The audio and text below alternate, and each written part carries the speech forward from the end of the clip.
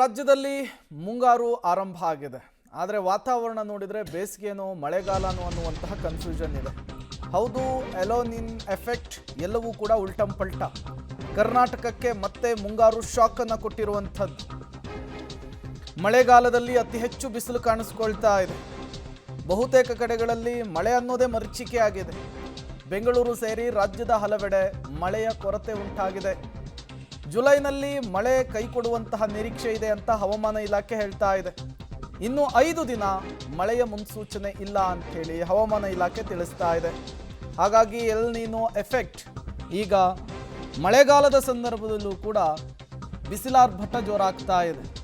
ಬೆಂಗಳೂರಿಗಂತೂ ಮಳೆ ಬರದೆ ಎಷ್ಟೋ ವರ್ಷಗಳಾಗೋಯ್ತು ಅನ್ನೋ ರೀತಿಯಲ್ಲಿ ಭಾಸವಾಗ್ತಾ ಇದೆ ವಾತಾವರಣವನ್ನು ನೋಡ್ತಾ ಇದ್ರೆ. ಇನ್ನು ಕಲ್ಯಾಣ ಕರ್ನಾಟಕ ಭಾಗ ಸೇರಿದಂತೆ ರಾಜ್ಯದ ಹಲವು ಕಡೆಗಳಲ್ಲಿ ಮುಂಗಾರು ಕೈಕೊಟ್ಟಿದೆ.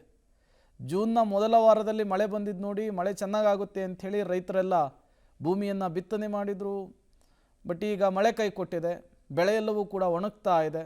ಹೊಟ್ಟೆ ಮೇಲೆ ತಣ್ಣೀರು ಬಟ್ಟೆ ಹಾಕ್ಕೊಳ್ಬೇಕಾದಂತಹ ಪರಿಸ್ಥಿತಿ ನಿರ್ಮಾಣವಾಗಿದೆ. ಜುಲೈನ ಮೊದಲ ವಾರದಲ್ಲಿ ಮಳೆ ಅಬ್ಬರಿಸಿದ್ದಷ್ಟೇ ಗಟ್ಟಿ. ಅದಾದ ಮೇಲೆ ಮತ್ತೆ ಮಳೆ ಕಾಣೆಯಾಗಿದೆ. ಮತ್ತೆ ಈಗ ಬಿಸಿಲು ಆವರಿಸ್ಕೊಂಡಿದೆ. ಹೀಗೆ ಆದರೆ ಪರಿಸ್ಥಿತಿ ಹೆಂಗೆ ಅಂಥೇಳಿ ರೈತರು ಈಗ ಆಕಾಶದತ್ತ ಮುಖ ಮಾಡ್ತಾ ಇದ್ದಾರೆ.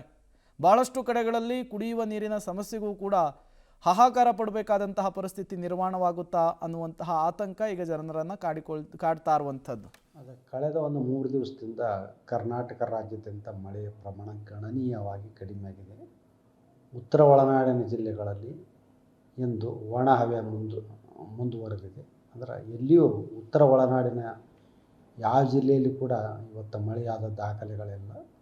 ದಕ್ಷಿಣ ಒಳನಾಡಿನ ಜಿಲ್ಲೆಗಳಲ್ಲಿ ಶಿವಮೊಗ್ಗ, ಚಿಕ್ಕಮಗಳೂರು, ಕೊಡಗಿನಲ್ಲಿ ಅತಿ ಹಗುರವಾಗಿ ಮಳೆಯಾಗಿದೆ. ಮತ್ತು ಉತ್ತರ ಕನ್ನಡ, ಉಡುಪಿ, ದಕ್ಷಿಣ ಕನ್ನಡ ಜಿಲ್ಲೆಗಳಲ್ಲಿ ಕೂಡ ಅತಿ ಹಗುರವಾಗಿ ಮಳೆಯಾಗಿದೆ.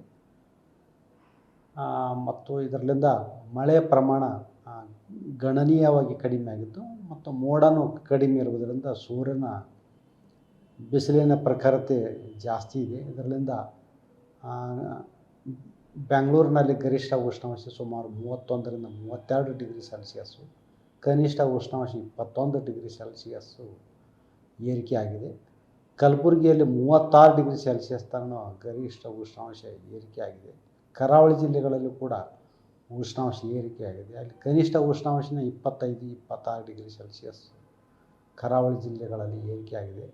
ಕರ್ನಾಟಕ ರಾಜ್ಯಾದ್ಯಂತ ಈ ಒಂದು ಉಷ್ಣಾಂಶ ಇನ್ನೂ 5 ದಿನಗಳವರೆಗೆ ಮುಂದುವರಿಯುವ ಹೆಚ್ಚಿನ ಸಾಧ್ಯತೆ ಐತಿ. ಇನ್ನೂ 1-2-3 ಡಿಗ್ರಿ ಸೆಲ್ಸಿಯಸ್ ಕರ್ನಾಟಕ ರಾಜ್ಯಾದ್ಯಂತ ಹಗಲಿನ ವೇಳೆಯಲ್ಲಿ ಗರಿಷ್ಠ ಉಷ್ಣಾಂಶ ಏರಿಕೆಯಾಗುವ ಸಾಧ್ಯತೆಗಳು. ಡೀಟೇಲ್ಸನ್ನು ಕೊಡ್ತಾರೆ. ಪವಿತ್ರ ನೇರ ಸಂಪರ್ಕದಲ್ಲಿ ಜಾಯಿನ್ ಆಗಿದ್ದಾರೆ. ಪವಿತ್ರ, ಹಿಂಗಾದರೆ ಕಥೆ ಹೆಂಗೆ ಅಂತ? ಮಳೆ ಬಂದ್ರೇ ರಾಜ್ಯ ಸುಭಿಕ್ಷವಾಗಿರುವಂಥದ್ದು, ರೈತರು ಬೆಳೆಯನ್ನು ಬೆಳೆಯುವಂಥದ್ದು. ಬಟ್ ಈಗ ನೋಡಿದರೆ ಪದೇ ಪದೇ ಮುಂಗಾರು ಕೈ ಕೊಡ್ತಾ ಇದೆ. ಕಥೆ ಏನು ಅಂಥೇಳಿ ಪವಿತ್ರ? ಪ್ರೇಮ್, ಈ ಬಾರಿಯ ಮಳೆ ಕೈ ಕೊಡುತ್ತೆ ಅನ್ನುವಂತಹ ಎಲ್ಲ ಸುದ್ದಿಗಳು ಗಮನಕ್ಕೆ ಇದ್ವು ರೈತರದ್ದು. ಬಟ್ ಯಾವ ರೀತಿಯಲ್ಲಿ ಅಂದರೆ ಸಾಮಾನ್ಯವಾಗಿ ಜೂನ್ ಜುಲೈಯಲ್ಲಿ ಅಟ್ಲೀಸ್ಟ್ ಕೊಂಚನಾದರೂ ಮಳೆ ಬರುತ್ತೆ ಅನ್ನುವಂತಹ ನಿರೀಕ್ಷೆ ಇತ್ತು. ಅದರಲ್ಲೂ ಕೂಡ ಜುಲೈ ಮೊದಲ ವಾರದಲ್ಲಿ ಮಳೆಯ ಅಬ್ಬರ ಚೆನ್ನಾಗಿಯೇ ಇತ್ತು.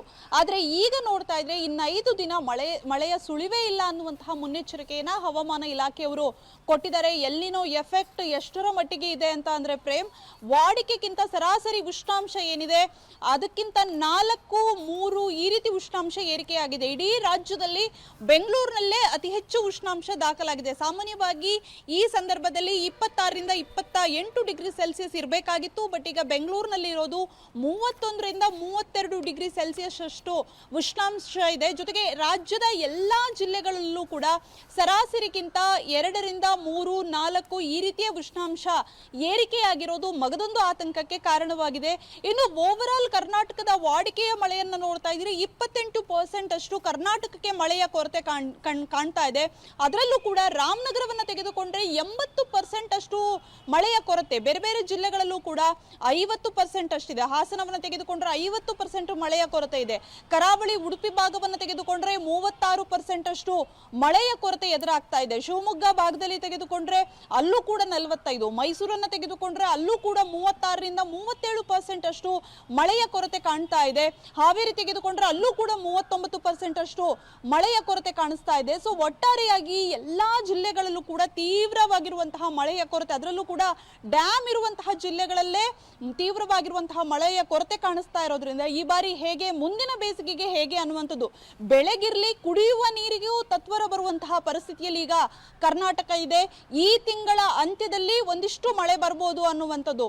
ಈಗ ಮಧ್ಯದಲ್ಲಿ ಅಟ್ಲೀಸ್ಟ್ ಮಳೆ ಬಂದಿದ್ರೆ ಕೊಂಚ ರಿಲೀಫ್ ಆಗಿರೋದು. ಬಟ್ ಜುಲೈ ತಿಂಗಳಲ್ಲಿ ಅಂತ್ಯದಲ್ಲಿ ಅಂದ್ರೆ 20ರ ನಂತರ ಕೊಂಚ ಮಳೆ ಬಂದ್ರೆ ಬರ್ಬೋದು ಅನ್ನುವಂತಹ ಮುನ್ನೆಚ್ಚರಿಕೆಯನ್ನು ಈಗ ಹವಾಮಾನ ಇಲಾಖೆ ಅವರು ನೀಡಿದ್ದಾರೆ. ಈಗ ಸದ್ಯಕ್ಕಂತೂ ಇನ್ನು 5 ದಿನ ಇದೇ ರೀತಿಯ ಬಿರು ಬಿಸಿಲು, ಇದಕ್ಕಿಂತಲೂ ಹೆಚ್ಚಾಗುವಂತಹ ಸಾಧ್ಯತೆ ಇದೆ ಅನ್ನುವಂತಹ ಒಂದು ಮಾಹಿತಿಯನ್ನ ಹವಾಮಾನ ಇಲಾಖೆ ನೀಡಿದ್ದಾರೆ. ಪ್ರೇಮ್, ಓಕೆ, ಥ್ಯಾಂಕ್ ಯು ಪವಿತ್ರ ತಮ್ಮೆಲ್ಲ ಮಾಹಿತಿಗಾಗಿ.